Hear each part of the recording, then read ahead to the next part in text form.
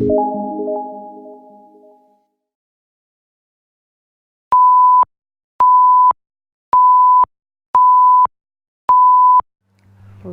Viewers, speed 7 அன்பு channel உங்களை அன்புடன் வரவேற்கிறது. நான் அன்பு ஸ்கூல் ஆஃப் காமர்ஸுடைய பிரின்சிபால் உமாமகேஸ்வரி பேசுகிறேன். நம்ம சேனலை இப்போ நிறைய பேர் நல்லபடியாக பயன்படுத்திட்டு வரீங்க அப்படின்றது தெரியறது.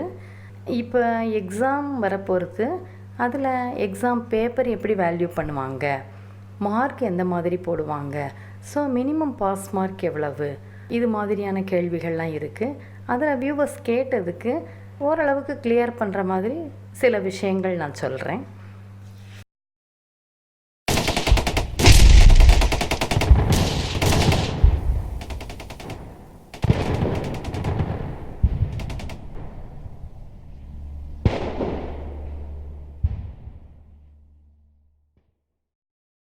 பொதுவாக பயம் இல்லாமல் தேர்வை நம்ம எழுதணும்.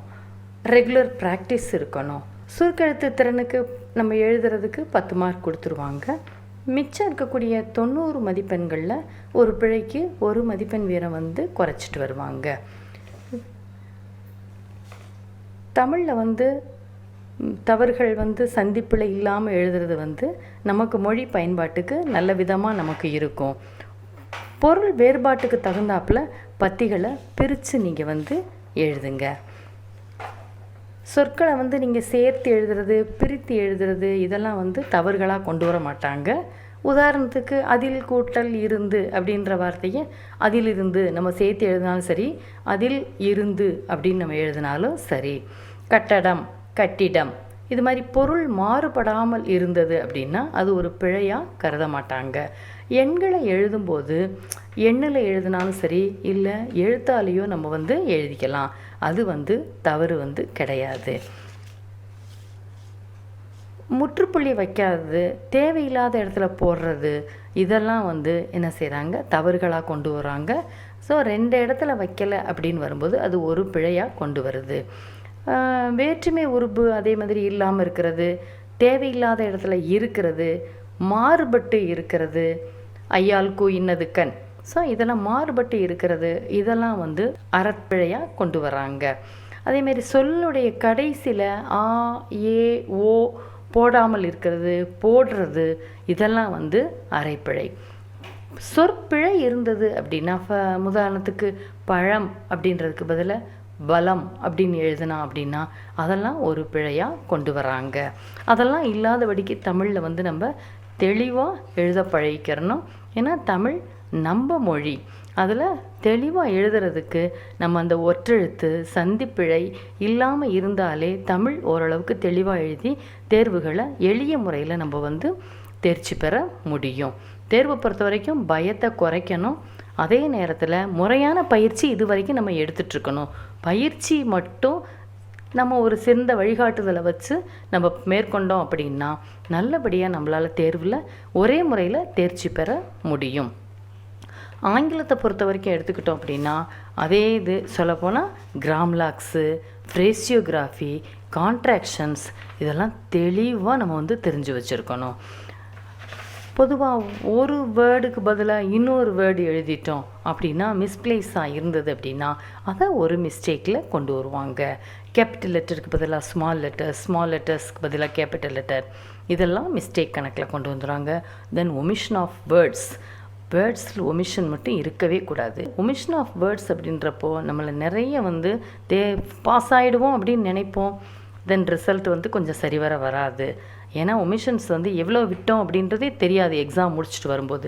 அந்த நிலைமையெல்லாம் இல்லாதபடிக்கு கிளியராக என்ன சொல்கிறாங்க, என்ன எழுதுகிறோம் அப்படின்றத நம்ம தெளிவாக எழுதிட்டு வந்தோம் அப்படின்னா ஓரளவுக்கு ஒமிஷன்ஸ் இல்லாமல் நம்மளால் ஸ்பீடை கம்ப்ளீட் பண்ண முடியும். அதே மாதிரி இங்கிலீஷ்லேயும் பேராகிராஃப் இன்டென்டேஷன் கொஸ்டின் பேப்பரில் இருக்கிற மாதிரி இருக்கணும் அப்படின்றது கிடையாது.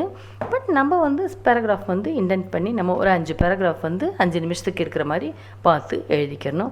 இதுலேயும் அதேமாரி தான் ஃபுல் ஸ்டாப் நீங்கள் வைக்கல அப்படின்னா ஆஃப் மிஸ்டேக் கணக்கில் கொண்டு வருவாங்க. ஸோ எக்ஸாமுக்கு நீங்கள் தெளிவாக ப்ரிப்பேர் பண்ணணும் அப்படின்னா நல்ல ரெகுலர் ப்ராக்டிஸ் இருக்கணும். இப்போ வரக்கூடிய எக்ஸாமில் நீங்கள் நல்லபடியாக பண்ணுங்கள். நல்லபடியாக எக்ஸாம் வந்து நம்ம இது வரைக்கும் எதுனா ப்ராக்டிஸ் பண்ணதில் தான் நமக்கு வரும். எக்ஸாமுக்கு இன்ஸ்டியூட்டுக்கு போகாத ப்ரைவேட் கேண்டிடேட்டாக இருந்ததுன்னா நீங்கள் தெளிவாக அடுத்த செஷன் நல்ல கவர்மெண்ட் அப்ரூவ்டு இன்ஸ்டியூட்டில் போய் நல்லபடியாக சேர்ந்து நல்லா ப்ராக்டிஸ் பண்ணுங்கள். எல்லாமே உங்களால் சக்ஸஸ்ஃபுல்லாக பண்ண முடியும்.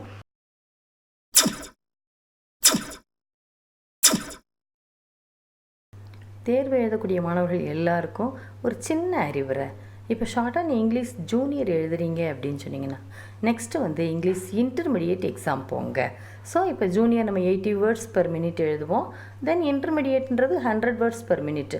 இப்போ 6 மந்த்ஸ் நம்ம ரெகுலர் ப்ராக்டிஸ் இருந்தது அப்படின்னு சொன்னோம்னா ஸோ இன்டர்மீடியேட் நம்ம ஈஸியாக பாஸ் ஆகிடலாம். அடுத்து வந்து சீனியர் நமக்கு போகிறதுக்கு ஈஸியாக நம்மளுக்கும் முடியும் 120 வேர்ட்ஸ் பெர் மினிட். இதை நீங்கள் ஃபாலோ பண்ணி உங்களுக்கு பின்னாடி வரக்கூடிய உங்களுடைய சகோதரர்களுக்கும் நீங்கள் சொன்னீங்க அப்படின்னா நல்லா அவங்க ஃப்யூச்சரை நல்லபடியாக அச்சீவ் பண்ணி போவாங்க. ஸோ சப்ஜெக்டை நம்ம நல்லபடியாக புரிஞ்சுட்டு போன மாதிரி இருக்கும்.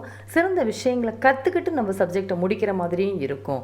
அதே மாதிரி தமிழ் ஜூனியர் எடுத்துக்கிட்டீங்க அப்படின்னு சொன்னிங்கன்னா 70 வார்த்தை ஒரு நிமிஷத்துக்கு.